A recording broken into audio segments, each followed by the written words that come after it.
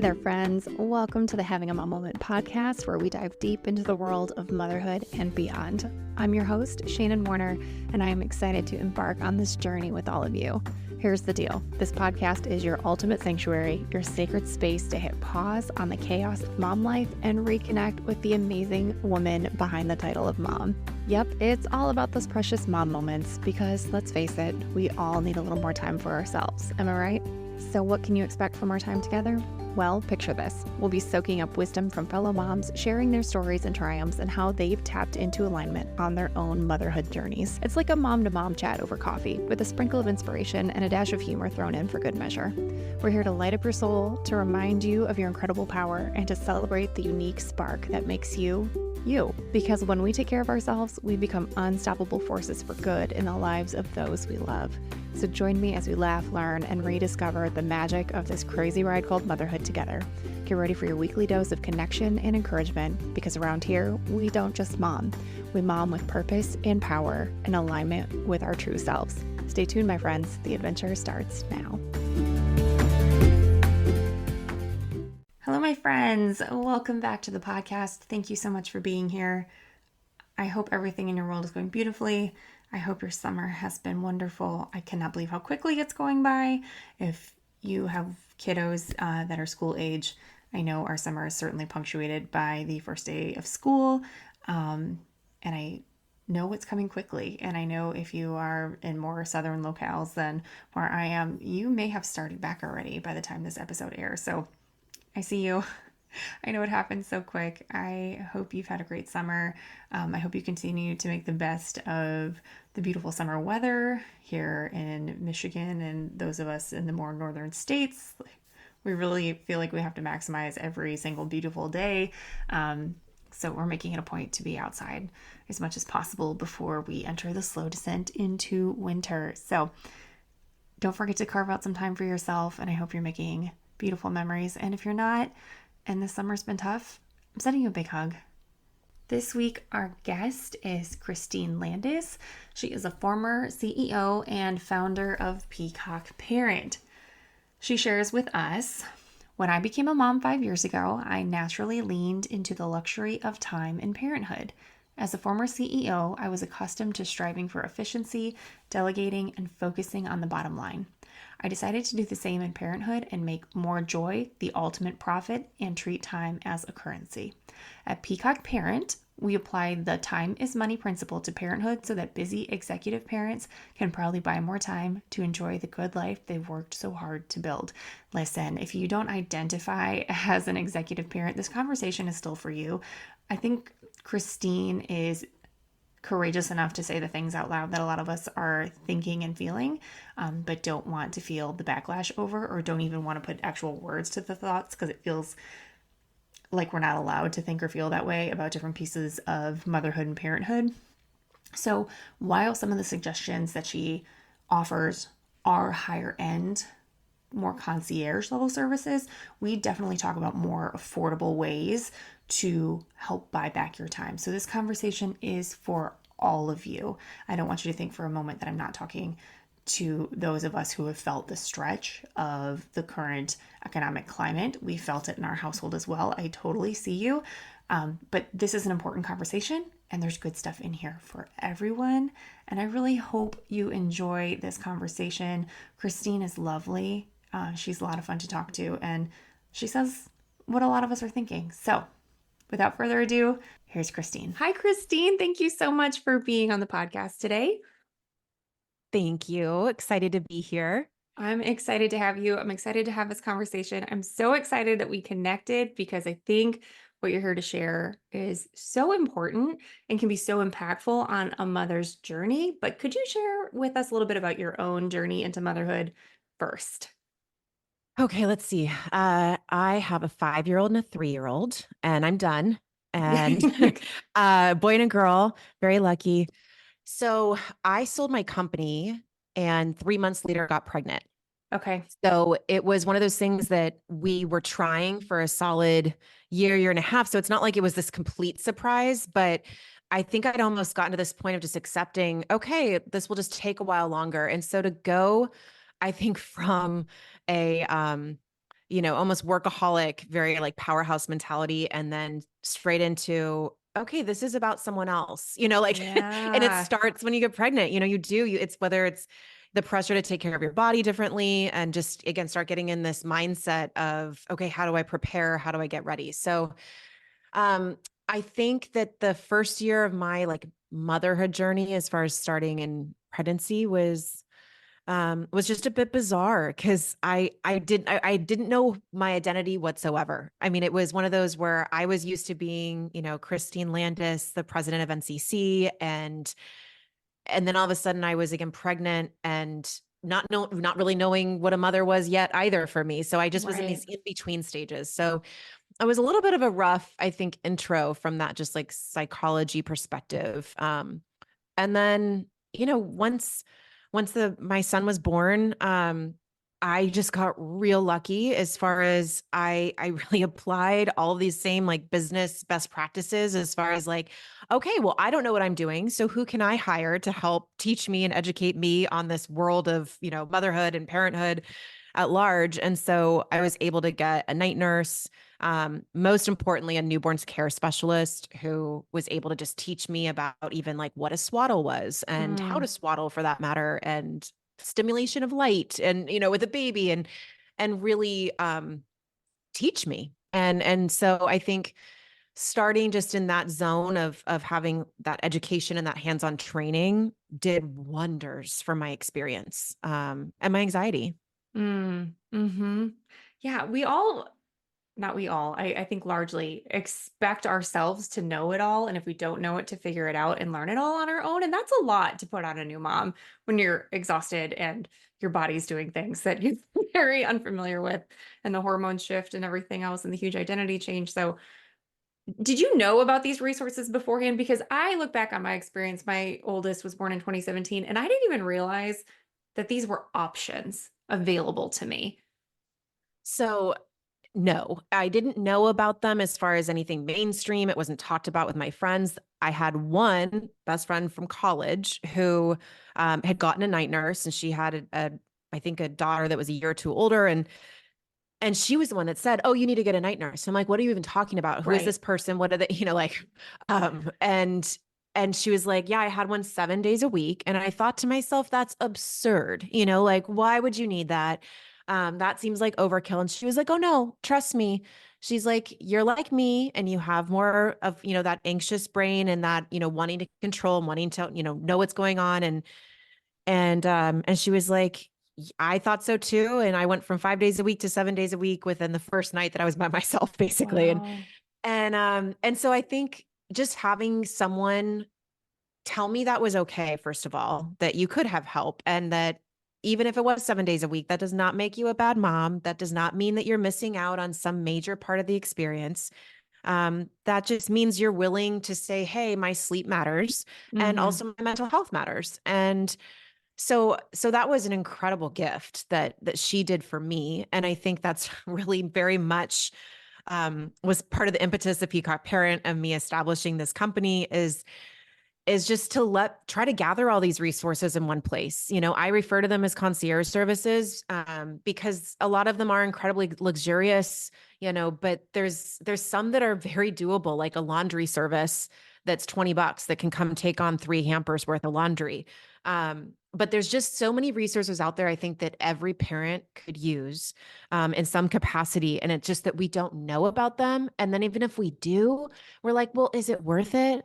Like, I mean, do I really want to spend the $20, or is this night nurse, like, what is she really going to teach me? Or is like, I can get up, like, I'm available, I'm capable, like, we just get in our own way. And so I think I'm trying to really help people push through a little bit of that kind of analysis by, paralysis feeling, and at least provide the information, and more importantly, provide the good people, like the best Mm, resources and the ones that really actually can do the job and do it well. mm. Thank you for saying that there is the concierge, but there's also more accessible resources available, because we know not everybody has full access, and but we all deserve it regardless of our ability to access it. You all deserve the support wherever you are in your journey, because we're not meant to do this alone, and no wonder we're so burned out and tired and exhausted because we're juggling so much of this. And I didn't I knew these pieces. I had a conversation several episodes back with a woman named Bianca, and she was like, let's not get the tasks of motherhood confused with actual motherhood and the relations of motherhood. They're two very different things. And it's not the good part of motherhood, the relational pieces that are burning you out. It's the laundry and the agenda and the planning everybody's, lunches and all of the things. Like that's what's exhausting. That's what's so draining. And we absolutely deserve support. Yeah. And I call those low joy tasks, that Yeah. there's some things in your day-to-day grind, that again, motherhood or not even reality, like laundry, I feel like we're very comfortable as a society with housekeepers or house cleaners.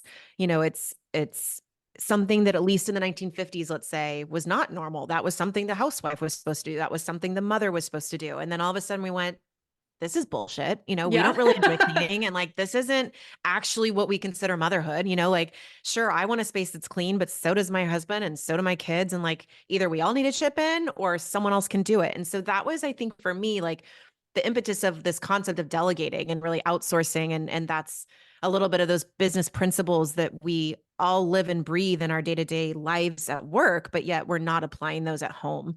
And so, it's really for about identifying those low joy tasks and exactly how you said it. I love that, Shannon. Just the stuff that has nothing to do with motherhood or being a good mother, being a good parent. And even if maybe there's one that I always give as an example of like, I don't love bath time. And I know bath time Mm, technically is something you do as a parent, typically that is more associated with that role, or nurturing role, but it's just not my happy place. Like I get, again, like it's a little more messy than I want it to be. It's maybe a little like, um, it's like more anxious for me than fun. I'm not as playful. I don't show up as my best self to it. So I have our nanny like most nights, 5 nights a week, do the bath. And my husband and I get to like hang out for 20 minutes and like reset after dinner. And then we come upstairs when she texts us to be like, hey, they're ready. And then we go bundle them up in their towels and we get them in their PJs and do teeth and do books and all this stuff that I do love and that I do enjoy. And that like, if you try to tell me not to do books with my kids, I'd be like, what are you talking about? That's my best thing ever. But I understand for someone else, they'd be like, if you're not doing bath, that might be their version of something they love. So it's really comes down to like being super honest with yourself about like, what don't I love? Like, what doesn't bring me joy? And, and like allowing that, just accepting it and not feeling bad about it. And then focusing on all the energy you are gaining when you can show up for the parts you do love. right. Right. I think you've given a lot of women permission, but I think there are some women who may not have paused to be honest with themselves because we've just like taken it all on. Like, I'm a mom now. Here's my backpack full of tasks and responsibilities that it's just part of the identity because it is so intertwined in our culture. So, Mhm.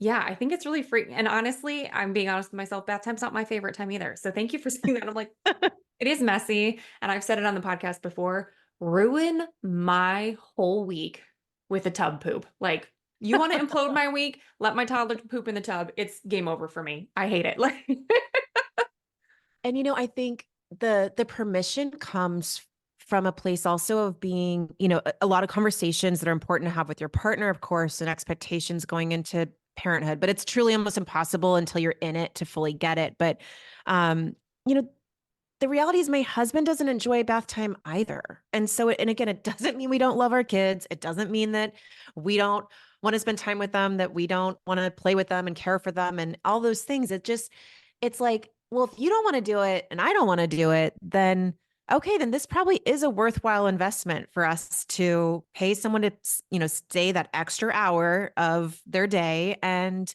do bath time for us and help clean up the, mealtime afterwards while we're getting the kids to bed. Like that's, I think, a worthwhile extra, $35 an hour of, again, us investing in ourselves because it's not just something that takes it off my plate. It's taking it off his plate too. And that takes, I think, a conversation. And there might be some families that go, oh, rotating is what works for them, or that's the more economical option. Then of course, so be it. But I think there's something really powerful when you can sit down with your partner and have some really honest and open conversations about, I don't think I do enjoy this. And if you don't either, then what can we do about it? And then enter Peacock Parent of, okay, well, let's find the resource that can fill this gap for us. We've identified the gap. Now, what do we do? I think there is something to having these conversations with your spouse, especially if they grew up differently than you did. And I'm thinking of my own experience. My mother was always a working mom. We had a house cleaner a lot growing up because she was like, I don't want to do it. I don't have the time to do it. I have a young kid and I work. And my husband, on the other hand, his mom stayed home. There was three of them. She stayed home. She was available to do all. She's still that way. House is always clean. Laundry's always done. I mean, you're there for one day and she's like trying to pull your underwear off you to wash it. Like we are different women and I love her, but we are not the same. And I very early on was like, this is what you can expect from me in this marriage because I am not going to do that. Like, love that for her. That's not my journey. And hopefully, if you've gotten this far into your marriage where you're having children, that those conversations have been had. But sometimes it's a wake up call too, where you're like, Mhm. we both need to get real with each other about what we're expecting out of this scenario here. And it's so much more freeing for the both of you. And I love that you said that it gives you time then together. It's 20 minutes where you can connect with one another because that partnership has to be solid for you to be a solid foundation for your kids. So not only are you giving back to yourself, giving back to each other, you're giving back to your kids and you're providing an opportunity for someone. There's an energetic exchange and a financial exchange in having your nanny for an extra hour. Absolutely. Yeah. I just preach everything you said. Yes. So can you please say more about running your home like a business? Because as someone who's worked my entire, in some capacity, my entire motherhood experience, and someone who has an operational background who hates touching things more than once, wants things to be as efficient and streamlined as possible, I haven't really thought about actually carrying that over into my home life because I'm just like going through the motions, right? So can you speak more to actually running your home and your life like a business? Yeah. So I think a lot of it is the planning and organization is one half of it. And I'll talk about that in a second. But it's also very much a mindset of, okay, in business, we are all about profit. And so every decision is made with that in mind of, is what's the price on this? What's the margins and how fast can we do it? Efficiency, first to market. And so I think I've really tried to apply like, what if joy is the profit for parenthood? And if we really shift and start thinking of it in those terms, then it's a lot easier to take a step back and go, okay, how do we get closer to that? Um, I think the other, really third part of the triangle of this whole running your home like a business is some of that team mentality that there is there's no one person in a business that is the expert in all things, in every division. There is sure a COO that is operationally able to like touch base and kind of have a general bigger picture, sure. And like the CEO is all about the vision and forward, CFO finances, all those things. Everyone has their expertise. Everyone is part of this team that's moving in the same direction. And I think that's kind of that third pillar for me where it's my husband and I are a part of, the team, yes, but so is our nanny. So is our housekeeper, like so is our parenting coach, so is our therapist. I mean, I could go on and on. I would say my personal trainer, the lady that comes to my house to do a massage. I mean, all these people that help me function better. And I think especially when you get down to your team of like, again, your family assistant or your nanny or the people that support the kids, including whether it's grandparents or not, it's really important to be on the same page. So, I have a weekly team meeting just like you would, at work, where you guys all want to get on the same page about what's coming down the pipeline that week, any big projects looking ahead. In our case, that's also talking about the kids and their behavior, and really, sharing about like, okay, like, at nighttime, what's going on with right now we're trying to get pull-ups off my 3-year-old at night. And it's like, okay, so let's start not giving her as much water at night and just get everyone on the same page about that. Some of those things you can email, but there's some stuff you might want to talk through. Going back to the kind of that first thing I was saying is these planning and organizing. So my husband and I also plan our week. Every single week we sit down for a solid 50 minutes. It's on our calendar. We swear by our household calendar and we both sit down and we talk through like a list of all the different things that are coming up in our week, the kids' activities, the drop-offs, the schedules. And more importantly, like, is there time each of us needs that's alone time or quiet time, and when is our date nights? When do we have social time? But it really, it's kind of a three-prong approach there. And I know it's a lot of information, but really trying to prioritize the joy, think of that as your profit, and have a team mentality, including not just your husband and yourself or your partner, but really everyone that could possibly touch and influence your circle, and organizing and planning the shit out of your week. And otherwise, nothing else gets done and efficiency isn't going to be realized. You're so right. And even if you're saying, hey, from 6 to 7 on Thursday is downtime, you have intention set for that time. That's still scheduling. You're check the box done. Good for you. It doesn't all have to be, okay, I'm going to read a book. And then maybe I'll Mhm. hop on Duolingo because I want to be fluent in Spanish, even though I haven't mastered that in 20 years. Now's the time, just putting it on your calendar for all of those pieces is so important. I've learned that over and over again. I'm a planner girly. I love a hard copy. My husband and I are toying with getting the skylight calendar. My neighbor recently got one, and I'm like, hello, that looks like fun, and really, really beneficial. But if I don't plan, it does not happen. Even as Mhm. a dedicated planner, it has to be written down. It has to have a place in my week, or it all goes to shit. Forget it. It's not going to happen. Totally. And we like plan for fun is the truth. I know that Yeah, sounds like really lame, not at but all. it's like we plan our adventures with the kids. Like we start off every single day being like, okay, what activities do the kids have? Sometimes it is more the camp stuff, but it's also like, especially for my 3-year-old, she's not quite in school that, what are we doing with her? What is she going to be able to get out of the day? And so even on weekends, it's like Saturdays are big adventure days as entire family that again, it takes time to go, what do we want to commit to, what's our hours here, and what's realistic. Like, let's not say we're going to spend all day at Disneyland because that's probably not going to happen, but we can make SeaWorld happen. That's local. And, let's commit to a 3-hour SeaWorld trip. That's Mm, doable. And I think that's hmm really important too, is like setting yourself up for success. Absolutely. Can you say more about that, please? um, Setting yourself up for success. Let's see. I think it's really about setting realistic expectations. I think again, this goes back to a little bit of that permission of what do you actually enjoy? What do you want to do? Like my big thing honestly is like 3-4 hours max are adventure times. I mean, I'm not going to commit to 5 or 6 hours somewhere. That's just not going to be fun for me or anyone else. Oh, right. I'm not a big play date person. I know that's not popular either. It's not that I don't want my kids to play with other kids. It's just that I feel like I feel like I'm multitasking. And that is like absolutely my least favorite thing to do when it comes to like kids and parents. So it's like I'm trying to get this like friend date happening, but then I'm also trying to like, take care of the kids on like the like slides, and everyone's almost Yes. about to get hurt all the time and screaming. And so it's just like, let's just do one thing well. And so when I'm with my Yes. kids, I am like 1,000% there. Quality time over quantity time is like an absolute in my book of parenthood. Um, and setting yourself up for success, like don't multitask when it comes to your kids. I think that's probably my best Mm, advice of don't bring your phone with you, leave it upstairs if you're going to do breakfast with the kids, or leave it somewhere else instead of the dinner table. But if you have to get stuff done, if you need to do work stuff, then great. Go in the other room, go get that done, but don't try to do both because right. you're not going to do either well and you're going to feel really shitty about it. Right. Um Right. so I don't know if Yeah. that really answers your question, but Oh, that's yeah. Yeah. I love your quote unpopular opinions. I think they're great. I think they're giving a lot of women a lot of freedom because a lot of people are afraid to say this crap out loud because they're like, I don't like bath time.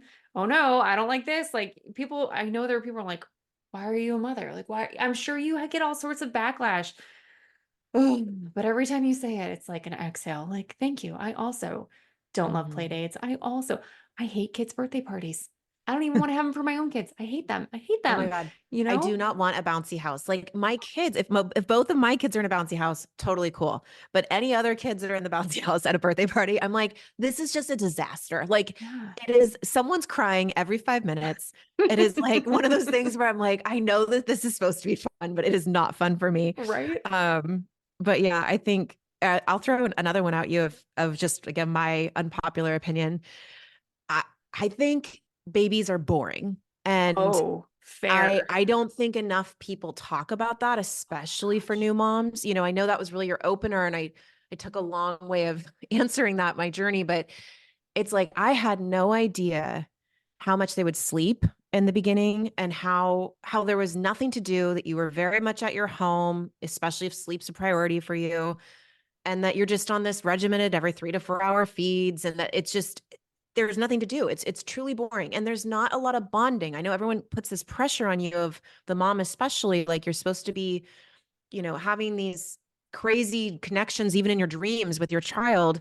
Otherwise you're, not doing it right. But it's like Right. there's nothing to do with them. I mean, you can hold them, of course, you can feed them and you can watch them, but I mean, they're really blobs, and that's okay. And You're and right. that it really, the boredom though doesn't go away just from the newborn stage. I mean, they stay pretty boring for a while, until they Yeah. can really talk and start expressing themselves. And that doesn't happen till like 2 or 3. So I mean, you Yeah. have a solid couple years Yeah. of things being adorable, but not very what's the right word I'm looking for here?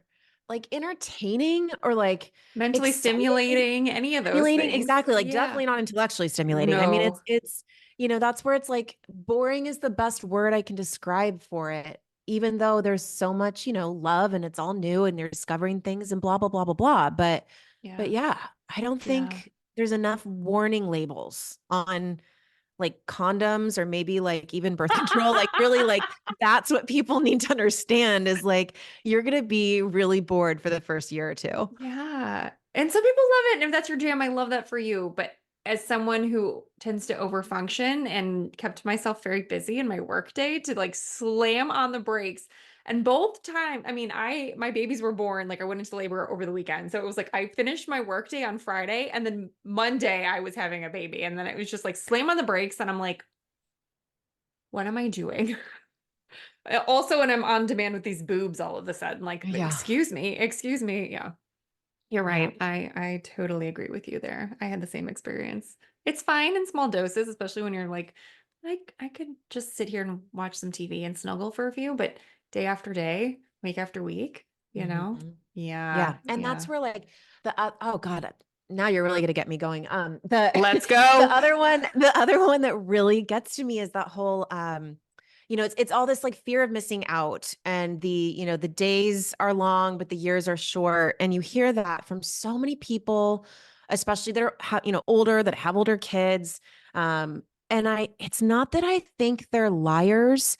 It's just it's not helpful, Right. because it's so much easier to look back with rose colored glasses and, see a picture of a baby crawling or their first steps on a video and all these things that, of course, are precious, and that you're so glad that we're a part of your life and your journey and your story. But it's like, be real with yourself. You're saying you want to go back to, 365 days where you have no freedom of your time, that you are, again, on demand, whether it be feeding or just even being availability.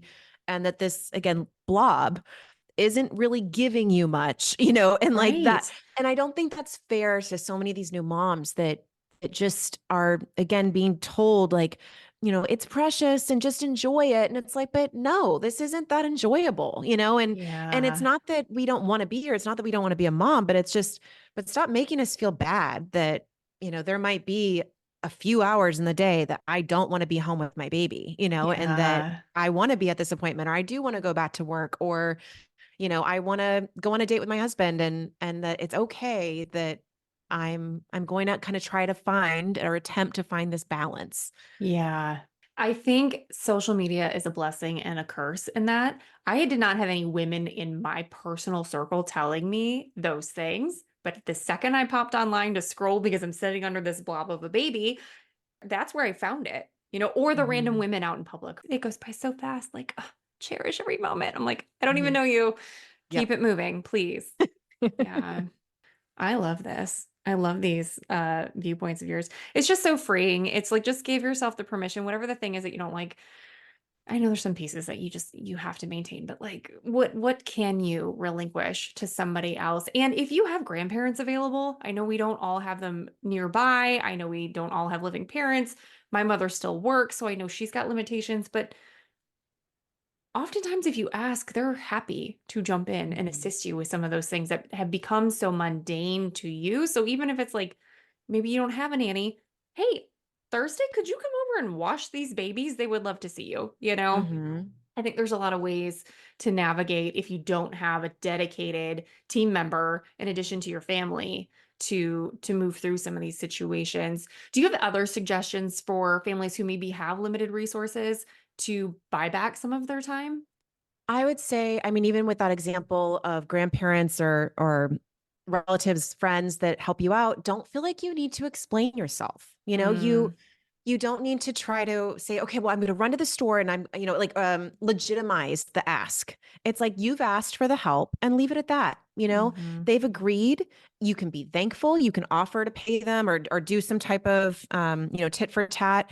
But if it's a nail appointment that you're going to go to, then so be it. Like whatever it is that you need to do in that moment, it is your time.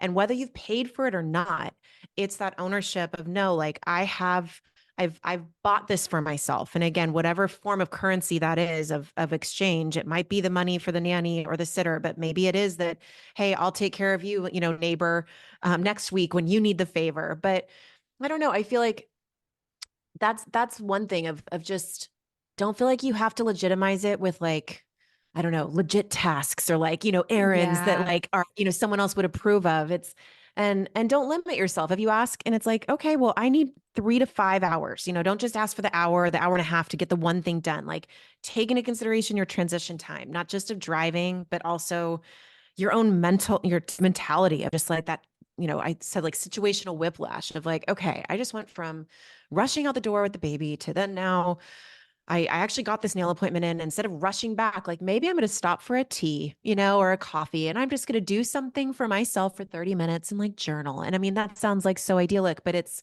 is possible if you let yourself have a full 2 hours, or even 3 hours that you let yourself ask for and potentially buy, but in whatever way that makes sense.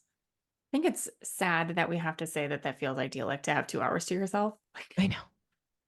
Why? Because once you become a mother, you're suddenly not worthy of that in society's eyes is beyond me. Because before, no one cares. No one gives a shit. And then all of a sudden you have a baby and they're like, who's watching your baby? Oh, I just put them in the crate with the dog. They'll be fine. Yeah. Or no, and that's another thing of just the running your home like a business. I guess the way it relates to Peacock Parent for me is you know, your time is valuable. And in Hmm. business, we know this time is Yeah. money, but we do not apply the same principle to parenthood, let Right. alone mothers. And that to me was what was so jarring, to go from, well, look, I'm not going to sit here all day and again, watch the blob just because I'm the mom. Like, I'm going Yeah. to go and get X, Y, and Z done, or I'm going to go do this to further my own self development or, self care, whatever it may be. And that just felt so obvious to me. And that is when I realized that that wasn't as obvious to other people and that it might be helpful for people to see how someone else has done it. And not that I think my way is better, um, my way definitely involves money. It's just the reality, as far as buying that time. But it is a mentality at the end of the day of really valuing your time and that Hmm. everyone deserves that. And however, again, we kind of talked about however way you can reserve that time, create that time, buy back that time. There is just no apologizing for that. That's what you lose in parenthood is the freedom of controlling your time. And Mm, and yeah. there's I'm not saying it all comes back or money solves all of it, but there is money can buy time and time allows you to buy choices. Yeah. And that I think is really what as a new parent is just throws everyone for a loop. It's going, wait a minute, I can't just go do this real quick. It's like, no, because they need to feed and they're attached to you or they need to sleep or whatever it may be. And that's hard. That's a really hard thing to transition through and work through. Absolutely. And we cannot ignore that most of that falls on the mother. Most of that burden falls on the mother, especially in the early years, especially if you're breastfeeding. I mean, you're feed your baby however you want. I don't care. That's your choice. But you're the food source for this baby. So that adds another layer to it. But I want to say too, entrepreneurs and business owners are told all the time, I know you can do it, pay someone else to do it because that is not your zone of genius. And Mhm. your results are going to go so much farther when you free up that bandwidth. And it's the same thing with the joy and then having the bandwidth to be more present for your children and do those things. So I think that falls right in line with what you're saying about running your home like a business. Now, please tell us all about Peacock Parent, how it came to be from your experience and what you're doing now. So I mean, Peacock Parent it's meant to be this permission to buy back time for joy and more importantly, not just kind of sit on a pedestal and tell people what to do, but I wanted to have like actionable, guides or insights or resources for people to come and actually say, okay, well, I've bought in on this concept of a family assistant. And, you asked earlier, like, what can someone do that might have all the means to get, everything on my list or in my life? But like a virtual family assistant, that's my number one recommendation for every single family. I vetted pretty much all of them, it feels like. And Wow. that's, again, a really big piece to me of Peacock Parent is that we're vetting these concierge services completely unbiased. So it's very much like Consumer Reports with like a dash of Angie's List and Groupon, because my goal is to make all these services more accessible. Mm, So everyone we're dealing with, we don't get any referral fees. We ask that they pass it on entirely to Peacock Parents so that you can be trying out these different services that might work for your family. And more importantly, know that, hey, this one actually works for what what we're telling you it does. And again, my best example here is like a virtual family assistant, someone that anything you would normally Google or that you would need to research yourself.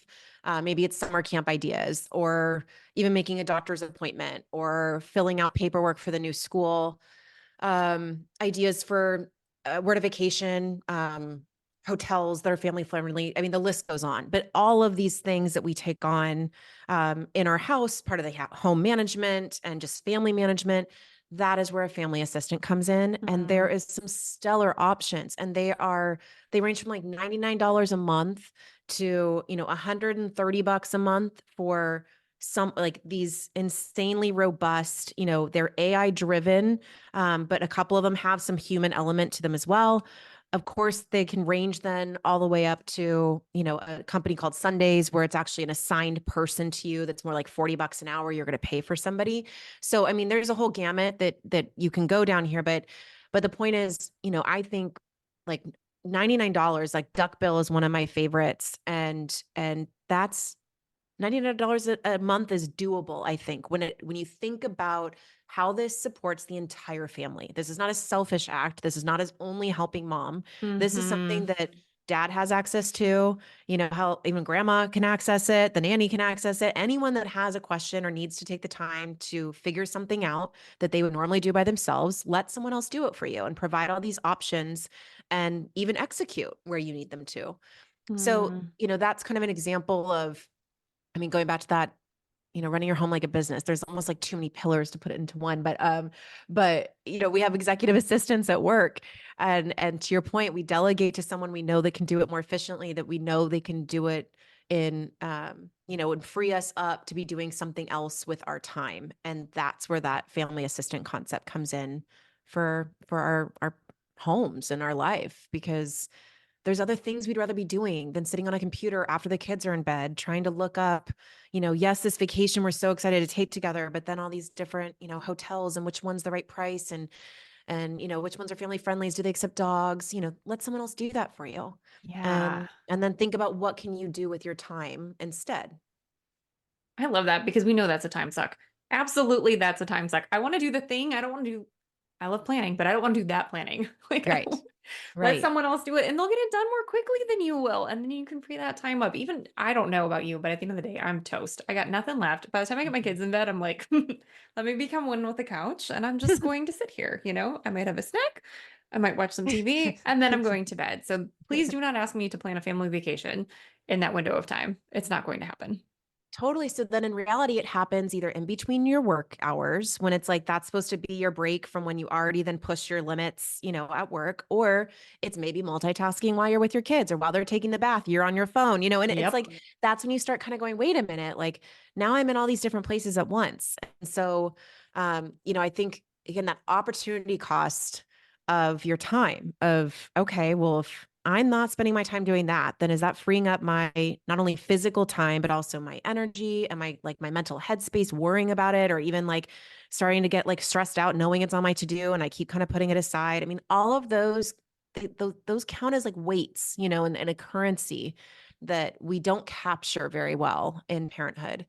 And it's easy to just stick to dollar figures when it comes down to like this costs $99 a month, and what is my hourly rate, and then try to do that math. And it seems so simple, but there's more to the equation that we're not taking consideration. It's like, what's the value of your joy? Mm-hmm. Yeah, that's so important too. I feel like we're all, not all, often clamoring for more joy, right? We want to love our lives more. We want to be happier. And here is a really simple way to implement that. And we deserve that, all of us. And I love that you keep bringing it back. It's not just you, mom, that it benefits. It's going to benefit everybody. Probably going Mhm. to benefit you the most because we're always doing the most, but it's a really easy way to justify it. And we're all doing enough. Whatever, if you're working, if you're not working, if you're whatever you're doing enough. You're doing enough. So I think it's so beautiful that you're pushing this messaging and giving so many women permission. I want to say I was leading up to this conversation. I was really looking forward to it, but I am very aware of the climate of things right now. I know things are hard for a lot of people. Inflation is high. I don't want any of my listeners to be like, must be nice. Life is too expensive. That's not available.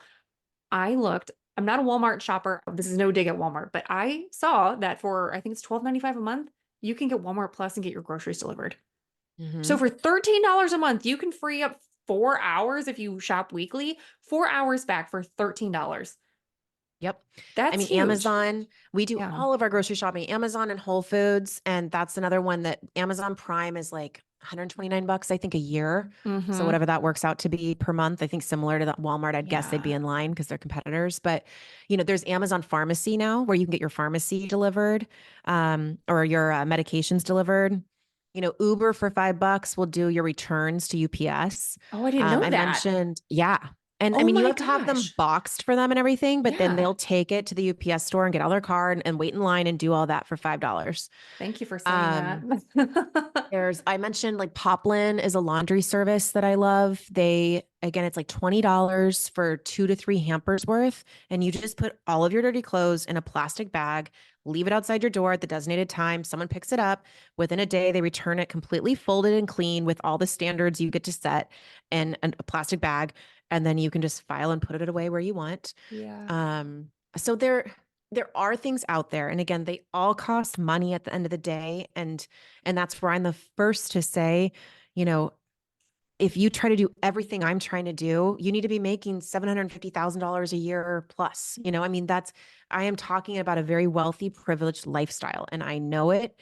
And it's not something I'm trying to hide behind, but I'm also saying, hey, let's try to learn from this. I'm applying the most extreme version of, again, this business mentality to delegating and trying to find joy as my profit ultimately in life and in parenthood. So let's see what other nooks and crannies exist for everyone.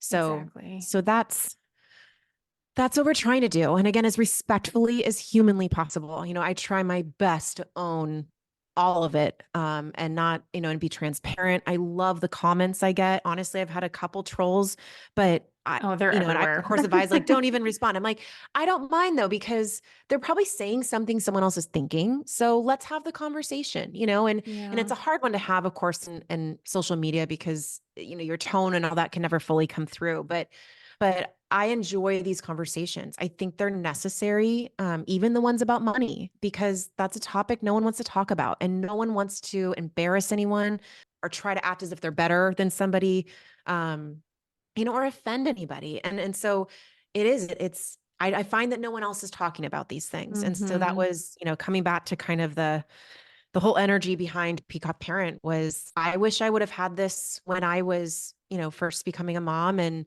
I luckily had my friend, sure, tell me about a night nurse, but like the rest of it is, all been through self-discovery or just, again, applying my own history and mentality to my life. But I hope this helps other people. I hope it provides permission to other families to invest in themselves, invest in their joy.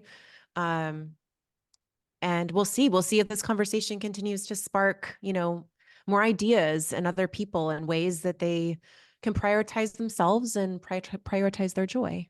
Yeah, I think the way we would so quickly invest in our children, we deserve to invest in ourselves, not only for our own return, but for their return too. Mhm. I say that you're doing the best by your children by showing up whole and rested and happy and joyful. That's for me, the best version of being a mom for my kids. Mhm. And if this allows me to do that, and two, where you said about the nooks and crannies, if you start to look and go, okay, I was able to free up a little bit of money over here to do this, and now I'm seeing this return. And you're going to start looking at the whole situation differently. It's like if you start a health journey. I have a friend that's a dietitian, so I don't want to say a diet. If you start a health journey, you're going to start to notice other places where, kind of bleeds over. Or if you're starting like a debt payoff plan and you're really hitting that hard, you're going to look around and be like, hey, I can make some adjustments here because I've seen the progress I can make by just these little 2-degree shifts. And that's makes the hugest difference. It's just these little tiny shifts and to see the impact and the way it can play through your house. And I mean, the timing of this conversation for me is so good. I've not shared with my audience, but I shared with you because I had to reschedule our interview. I am back to full-time work this week where I have to log on and be present. Thankfully, it's remote. So the timing is impeccable. And my husband actually just outsourced our lawn care. And it was a thing for him that he felt like I have to do this. Like I'm the Mhm. dad, I have to cut the lawn. I'm supposed to enjoy this. And he had a moment where he saw our neighbor out playing with their son and he was cutting the grass and he was like, I want to be doing that. I don't want to Mhm. be doing this. And there's I think he's 12-year-old kid in the neighborhood who now cuts our yard for $30. He weeds, he edges, everything else. I'm like, I would happily give him $30 to do this, right? Thank you so much. So, And to have your husband back, yeah. I mean, to have him available for the kids, available for any other home management aspect, or just available for you. I mean, Hmm. I love that. And it is about reallocating. There's no question. Because it's not just the money, it's the energy. And it's like, what do you Hmm. do to spend that other energy now that you've freed up and that time?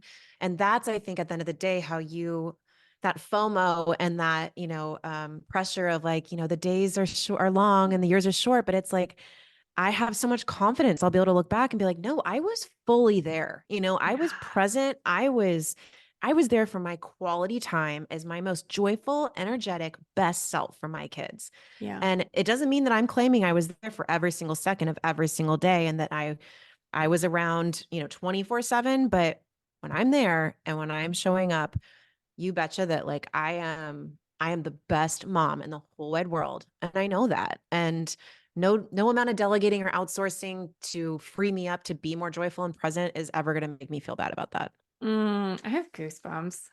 So good. Oh, thank you for saying it out loud. I appreciate that the narrative is changing. And I think largely we're talking about it more and being like, that's bullshit. I don't want to do that. But then there's still people who hold the judgment because they are holding for themselves that they don't have the permission or the freedom to do these things. And yes, you do. You Mhm. just have to choose. You have to choose and decide that you're worth it and that it is available to you. Because if you keep saying, no, I can't, no, I won't, that's it. That's it. Then you've set it in stone. That's your journey. Mhm. So I so appreciate what you're putting out there. Can you tell us more about what people can find when they visit Peacock Parent? So peacockparent.com, there's free guides that are all delegation guides and how to talk to your partner and convince them to hire help at home. Kind of a starter guide of how do I even hire help, 99 tasks you can delegate to whether it's be a housekeeper, a family assistant, a virtual assistant, just to kind of get the ideas rolling. So all of those are free. There's a blog that I'm obsessed with that, again, there's a team helping me with it, but we've really tried to dive into topics again that no one else is talking about and related to again delegation tips, outsourcing, but all in the realm of parenthood and home management and time management, of course.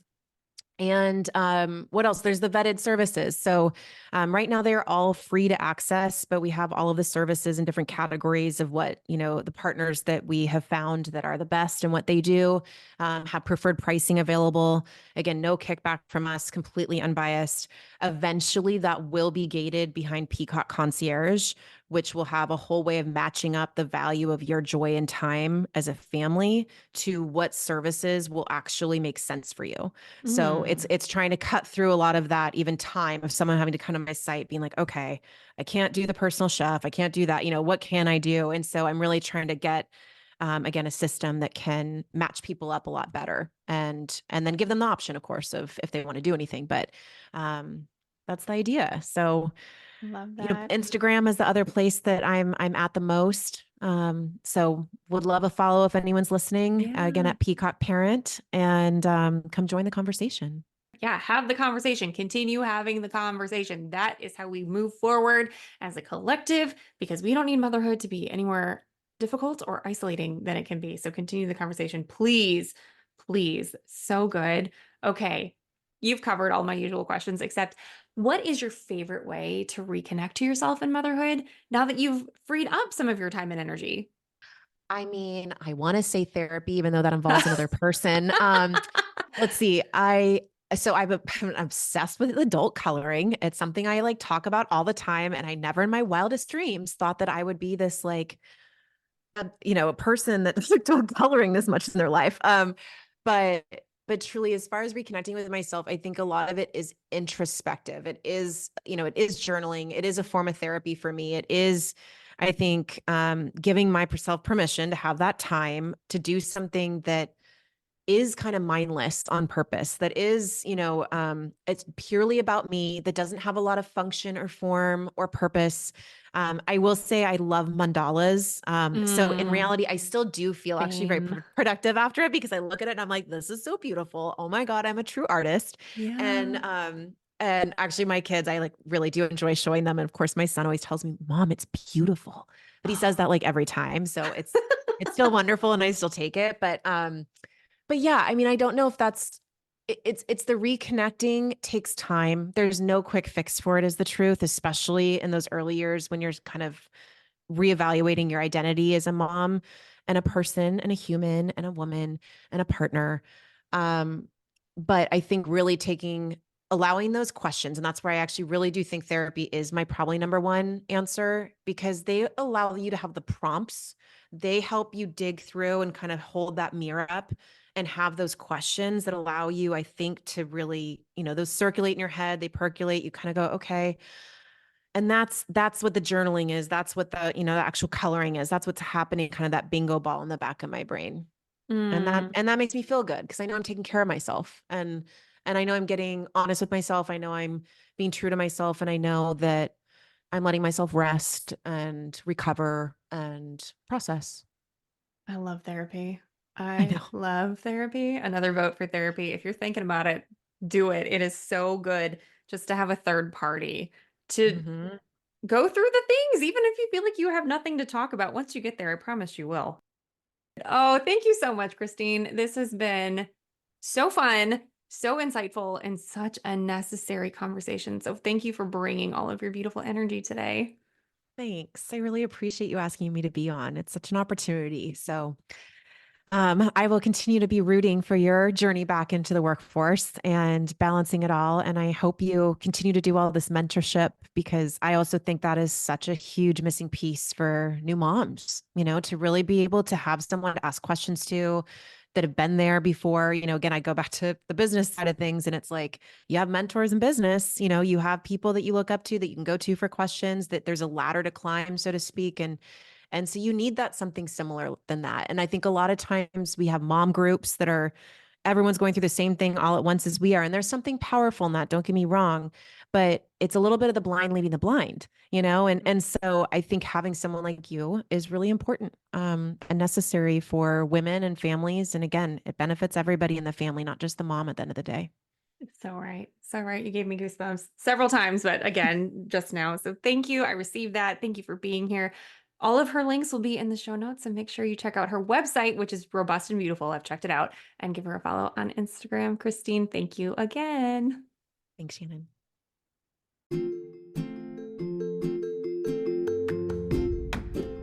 That's a wrap on another episode of the Having a Mom Moment podcast. Thank you so much for tuning in and for sharing this space with us today. Before you go, don't forget to check out the show notes for any links or resources mentioned in today's episode. And hey, while you're at it, why not give me a follow on Instagram and Facebook at Having a Mom Moment. You can also visit havingamaMoment.com for even more mom-inspired resources. If you've enjoyed today's conversation as much as I have, please be sure to hit that subscribe button so you never miss out on future episodes. And it would mean so much if you leave us a glowing 5-star review on your favorite podcast platform. Until next time, remember to embrace those mom moments, find alignment in your journey, and always honor the incredible woman you are. Take care, friends, and we'll see you on the next episode.